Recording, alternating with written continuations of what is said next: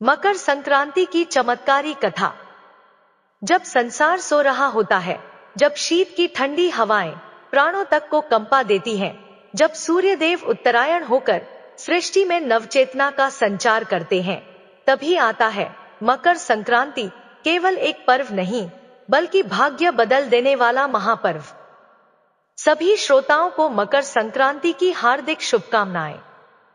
मकर संक्रांति सनातन धर्म का एक अत्यंत पावन और पुण्यदायी पर्व है। यह केवल एक उत्सव नहीं, बल्कि आध्यात्मिक जागरण, दान, संयम और आत्मशुद्धि का विशेष अवसर है।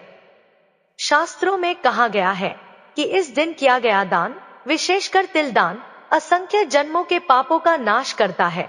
तिल को शास्त्रों में अमृत तुल्य और पाप नाशक माना गया है। मकर संक्रांति पर तिल का दान करने से पितृ दोष शांत होता है, दरिद्रता दूर होती है और जीवन में सौभाग्य का प्रवेश होता है। ऐसा भी कहा गया है कि जो व्यक्ति इस पावन दिन मकर संक्रांति की कथा को श्रद्धा भाव से सुनता है, उसे अनजाने में किए गए दोषों से मुक्ति मिलती है और धर्मराज तथा सूर्यदेव की विशेष कृपा प्राप्त होती है। जीवन में किए गए पापों का प्रायश्चित इसी दिन सहज रूप से संभव होता है। इसलिए प्रिय श्रोताओं, इस कथा को अंत तक अवश्य सुनिए। यह कथा है एक ऐसे गांव की जो गंगा की निर्मल धारा के किनारे बसा हुआ था। उस गांव की हवा में मंदिरों की घंटियों की मधुर ध्वनि और धूप दीप की पवित्र सुगंध हर समय घुली रहती थी। गांव का नाम था कनकपुर। यहाँ के लोग अपने सरल जीवन, अटूट विश्वास और सनातन धर्म की गहरी जड़ों से पहचाने जाते थे। इसी कनकपुर गांव में रहती थी एक दुखों से घिरी मां, यशोदा। यशोदा का जीवन मानो एक अधूरी कविता था, जिसमें हर पंक्ति दर्द और त्याग से लिखी गई थी। विधाता ने जैसे उसके भाग्य में सुख से अधिक दुख ही लिख दिया था। 12 वर्ष पहले जब वह विवाह कर इस गांव में आई थी, तो उसकी आंखों में भी सुनहरे सपने थे। उसे क्या पता था कि नियति उसके लिए इतने कठोर इम्तिहान तैयार कर चुकी है। विवाह के मात्र 2 वर्ष बाद ही एक भयंकर महामारी ने उसके पति को उससे छीन लिया। उस दिन से यशोदा के जीवन का प्रकाश बुझ गया। वह अक्सर अकेले में बुदबुदाया करती, हाय रे मेरी किस्मत, मेरा सिंदूर मिट गया, मेरा संसार उजड़ गया। पर ईश्वर ने उसकी सूनी गोद पूरी तरह खाली नहीं रखी थी। उसी अंधकार में एक नन्हा सा दीपक जल उठा, एक शिशु जिसने उसके आंसुओं को पोंछने का प्रयास किया। वही था उसका इकलौता पुत्र गोपाल। गोपाल, मेरा गोपाल, यह नाम लेते ही यशोदा की आंखों में एक अनोखी चमक आ जाती थी। गोपाल, जिसका अर्थ ही है ईश्वर का दिया हुआ जीवन। पर विधाता का न्याय कितना विचित्र था। जिसे जीवन का नाम मिला था, उसी के जीवन पर हर क्षण मृत्यु की काली छाया मंडराती रहती थी। गोपाल जन्म से ही अत्यंत कमजोर था, नन्हा सा शरीर, मानो हड्डियों का ढांचा मात्र। गांव के वैद्य जब उसे देखते तो सिर हिलाकर कह देते, बहन यशोदा, यह बालक अधिक दिनों का मेहमान नहीं लगता। इसके प्राण तो जैसे एक पतले से धागे पर टिके हैं। ये शब्द शब्द नहीं थे, बल्कि यशोदा के हृदय पर तपते हुए लोहे के दाग थे। हर वाक्य उसके सीने को छलनी कर देता। वह चीख उठती, नहीं, ऐसा नहीं हो सकता। वह अपने कलेजे के टुकड़े को सीने से और कसकर लगा लेती और आंसुओं के बीच दृढ़ स्वर में कहती, मेरा गोपाल जिएगा, मेरा गोपाल अवश्य जिएगा। यशोदा की आंखों में रात रात भर नींद नहीं आती थी। वह दीपक जलाकर ईश्वर से प्रार्थना करती रहती। उसका जीवन अब केवल एक ही उद्देश्य के लिए था, अपने पुत्र के प्राणों की रक्षा। यशोदा बस अपने गोपाल को निहारती ही रहती थी। कभी उसके नन्हे माथे पर धीरे से हाथ फेरती, तो कभी उसके छोटे छोटे हाथों को अपने हाथों में भर लेती। गोपाल की हर सांस के साथ यशोदा का हृदय धड़कता था। जैसे ही गोपाल जरा सा भी खांस देता, यशोदा का कलेजा मुंह को आ जाता। क्या हुआ मेरे बच्चे को, क्या हुआ? वह व्याकुल होकर पागलों सी हो जाती। उसने कितने ही मंदिरों की सीढ़ियां घिस डाली थी, कितनी मन्नतें मांगी थी, कितने व्रत रखे थे, इसका कोई हिसाब नहीं। जिस भी देवी देवता का नाम सुना, उसी के चरणों में उसने अपना सर्वस्व अर्पित कर दिया। अब उसका जीवन स्वयं एक प्रार्थना बन चुका था। हे ईश्वर, मेरे बेटे को बचा लो, मेरे प्राण ले लो, पर मेरे गोपाल को जीवन दे दो। कनकपुर गांव में एक अत्यंत प्राचीन और पूजनीय साध्वी रहती थी, जिन्हें लोग श्रद्धा से ज्ञानमयी मां कहा करते थे। कहा जाता था कि उनके वचनों में सत्य की शक्ति और उनके नेत्रों में करुणा की गहराई बसती थी। एक दिन यशोदा अपने सूखे आंचल में अपने दुबले पतले गोपाल को लपेटे कांपते कदमों से ज्ञानमयी मां के आश्रम पहुंची। उसकी आंखें लाल और सूजी हुई थी, शरीर थक चुका था, पर मन में एक अग्नि जल रही थी, अपने पुत्र को बचाने की अग्नि। कांपती हुई आवाज में यशोदा बोली, मां, मेरे प्राण सूख रहे हैं। वैद्य ने जवाब दे दिया है, मेरा गोपाल, मेरा गोपाल। कहते कहते वह फूट फूट कर रो पड़ी। ज्ञानमयी मां ने करुणा भरी दृष्टि से उसे देखा। उनके चेहरे पर अलौकिक शांति थी। उन्होंने पहले गोपाल के माथे पर स्नेह से हाथ फेरा, फिर यशोदा की आंखों में गहराई से झांका। बेटी, रो मत, वे धीमे स्वर में बोली। तेरा विश्वास, तेरा प्रेम, यह सब व्यर्थ नहीं जाएगा। कुछ क्षण मौन रहकर उन्होंने गहरी सांस ली और फिर कहा, मैं तुझे एक मार्ग बताती हूँ। यह मार्ग कठोर है, पर यदि तू इसे पूरी श्रद्धा से निभाएगी तो स्वयं मृत्यु भी तेरे पुत्र का बाल बांका नहीं कर पाएगी। यह सुनते ही यशोदा की आंखों में आशा की एक चमक दौड़ गई। वह तुरंत बोली, मां, मार्ग चाहे जितना भी कठिन हो, मैं सब सह लूंगी, बस मेरा गोपाल जीवित रहना चाहिए।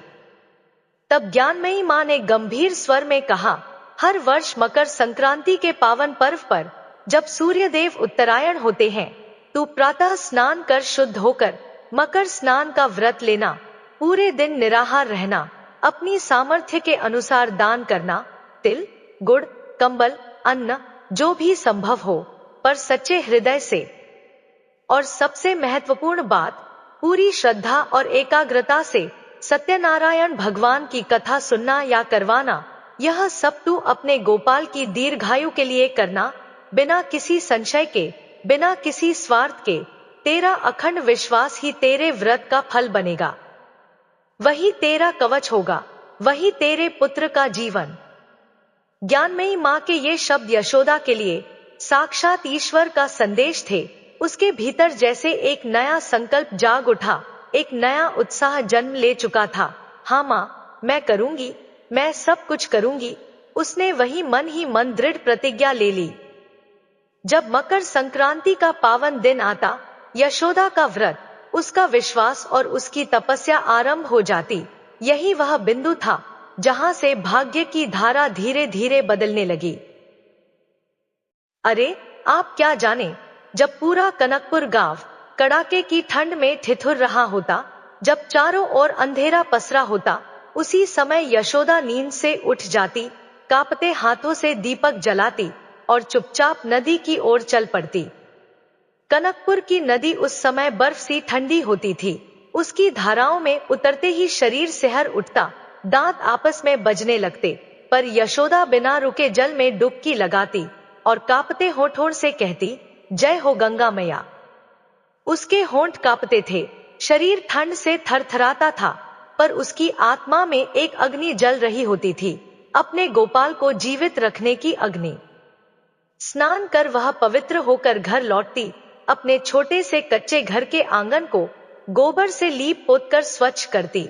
उसके पास धन दौलत कहाँ थी, पति के जाने के बाद जो थोड़ी सी जमीन बची थी, उसी से जैसे तैसे उसका गुजारा चलता था।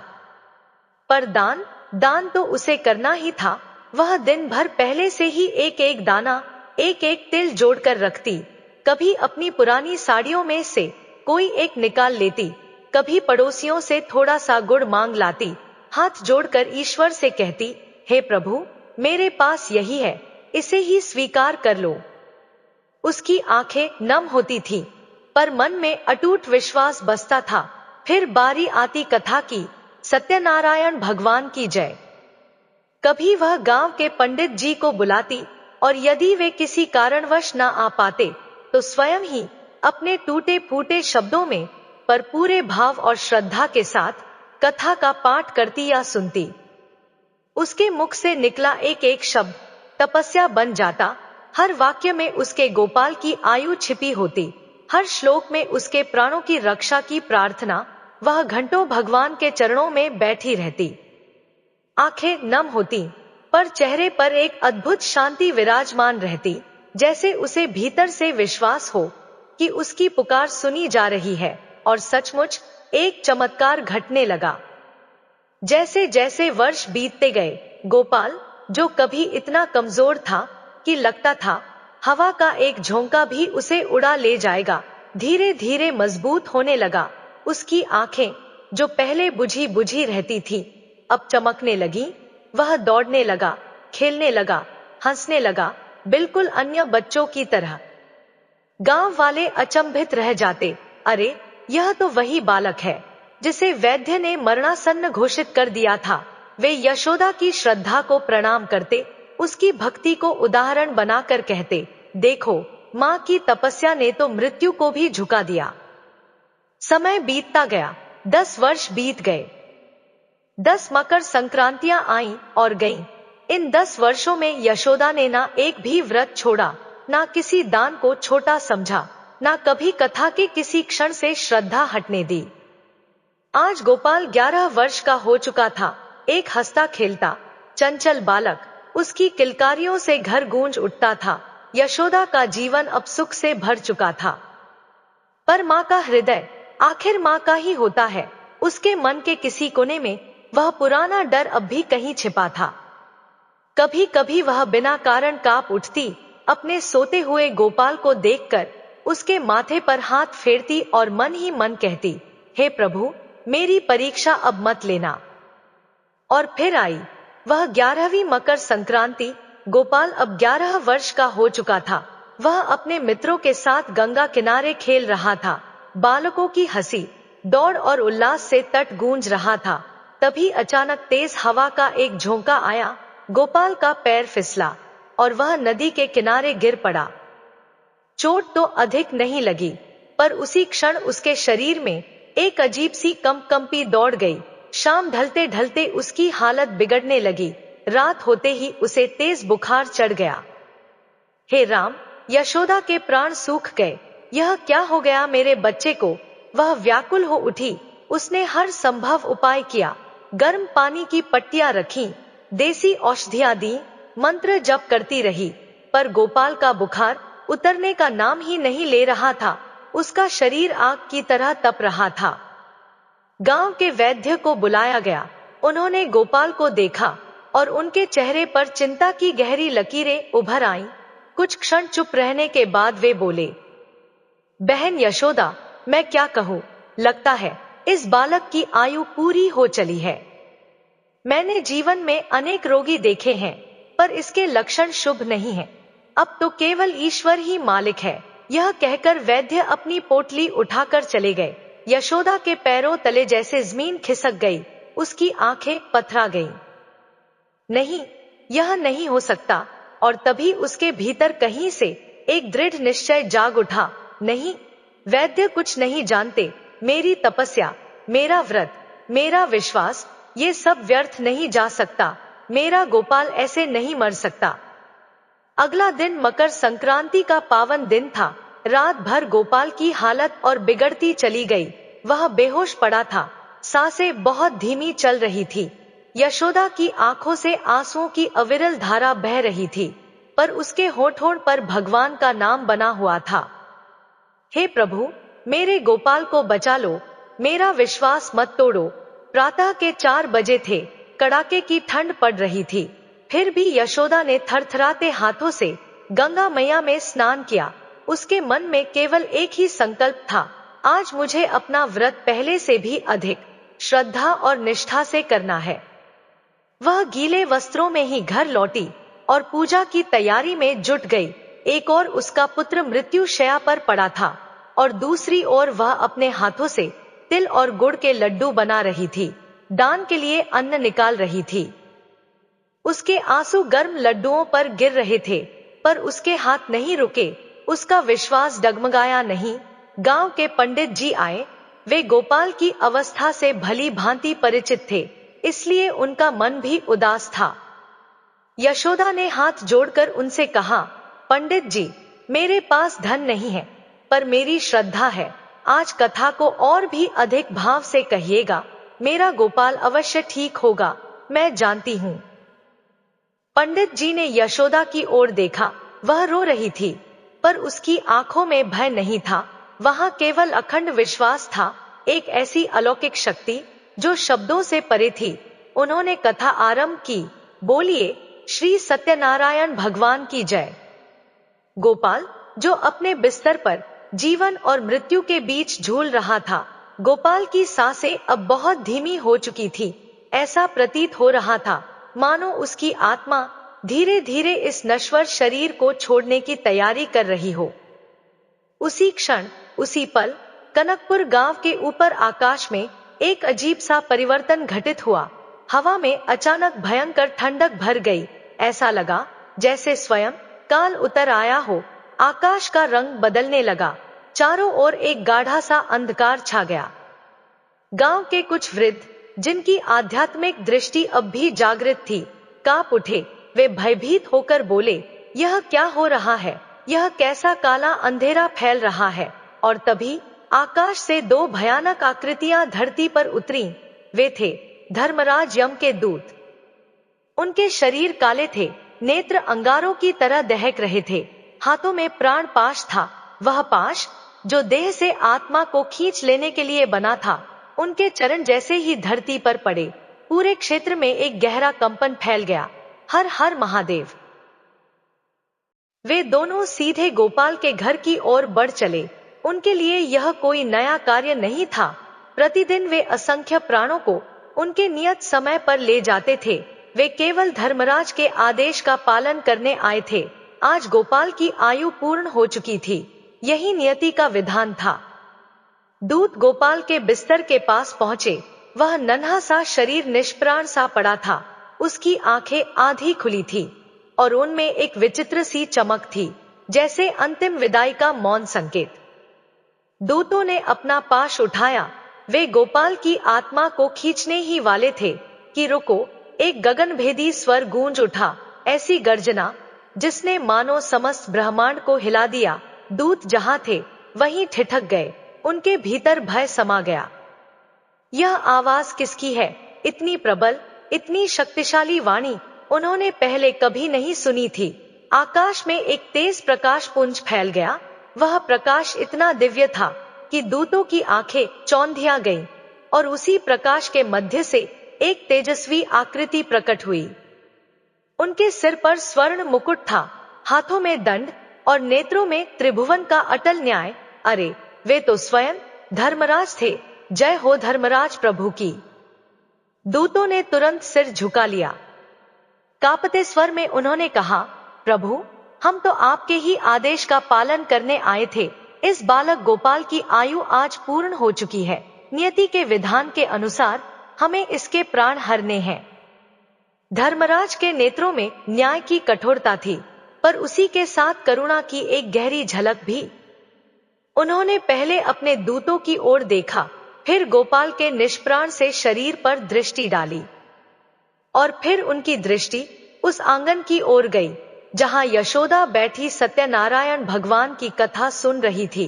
उसके मुख पर आंसू थे, पर हृदय में अटूट श्रद्धा। दूतों की ओर देखते हुए धर्मराज की वाणी गंभीर और प्रभावशाली हो उठी। तुम सत्य कहते हो, नियति ने इसके लिए यही लिखा था। इसकी आयु आज पूर्ण हो चुकी है, और तुम भी सत्य कहते हो कि तुम केवल धर्म का पालन कर रहे हो। दूतों ने आशा से सिर उठाया। उन्हें लगा कि अब आदेश मिलेगा, पर तभी धर्मराज की आवाज और अधिक बुलंद हो गई, जैसे आकाश में घनघोर बादल गरज उठे हों। किंतु आज तुम नियति को टालोगे। आज तुम मेरे आदेश का पालन नहीं करोगे। आज इस बालक के प्राण नहीं हरे जाएंगे। दूत स्तब्ध रह गए। ऐसा आदेश उन्होंने पहले कभी नहीं सुना था। न्याय के सिंहासन से आज करुणा ने निर्णय लिया था। प्रभु, यह आप क्या कह रहे हैं? यमदूतों के स्वर में विस्मय और भय दोनों थे। नियति का विधान भला कैसे बदला जा सकता है? आपके ही आदेश से तो सारा संसार चलता है। आपने ही कर्म और फल का सिद्धांत स्थापित किया है। धर्मराज मंद मंद मुस्कुराए। यह कोई साधारण मुस्कान नहीं थी, उसमें ज्ञान की गहराई और करुणा की उजास दोनों समाये थे। उन्होंने शांत स्वर में कहा, दूतों, तुम केवल नियमों को जानते हो, तुम केवल विधान को समझते हो, पर तुम उस शक्ति को नहीं जानते जो अपने अटूट विश्वास से इन नियमों को भी झुका देती है। तुम उस प्रेम को नहीं पहचानते जो मेरे जैसे नियामक को भी विवश कर देता है। यह कहते हुए धर्मराज ने अपनी दृष्टि यशोदा की ओर घुमा दी। वह वहीं आंगन में बैठी थी, अपने आंचल से आंसू पोंछती हुई, पंडित जी के एक एक शब्द को अपने हृदय में उतारती हुई। उसे देखो, धर्मराज बोले, उस माँ को देखो, उसके तप को देखो, उसके निस्वार्थ प्रेम को देखो। हर वर्ष, हर मकर संक्रांति पर उसने निराहार रहकर, अपनी एक एक पाई दान में देकर, हर कष्ट सहकर अपने इस पुत्र की दीर्घायु के लिए प्रार्थना की है। उसके हर शब्द में, उसके हर आंसू में, उसके हर दान में मेरे लिए, उस परमपिता परमात्मा के लिए इतना अटूट विश्वास और इतनी अखंड श्रद्धा भरी है कि आज उसी श्रद्धा ने मृत्यु को भी रोक दिया है। धर्मराज की आंखों में अद्भुत तेज था। माँ की श्रद्धा, माँ का प्रेम, माँ का त्याग, ये केवल भावनाएं नहीं दूतों, यह ब्रह्मांड की सबसे बड़ी शक्ति है। यह वही शक्ति है जिसके सामने स्वयं काल भी नतमस्तक हो जाता है। यह वही शक्ति है जो मेरे न्याय के तराजू को भी झुका देती है। और फिर धर्मराज ने वे अमर वचन कहे जो युगों युगों तक सत्य बनकर गूंजते रहेंगे। माँ की श्रद्धा ने आज मृत्यु को भी रोक दिया है।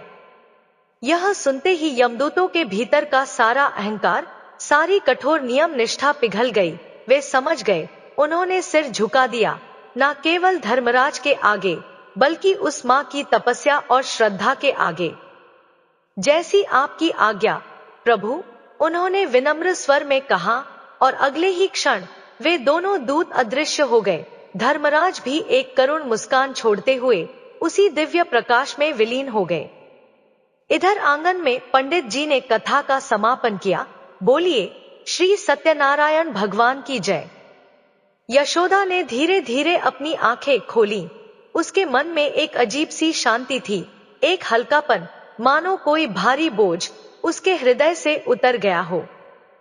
वह कांपते कदमों से उठी और गोपाल के पास पहुंची, और फिर, अरे यह क्या!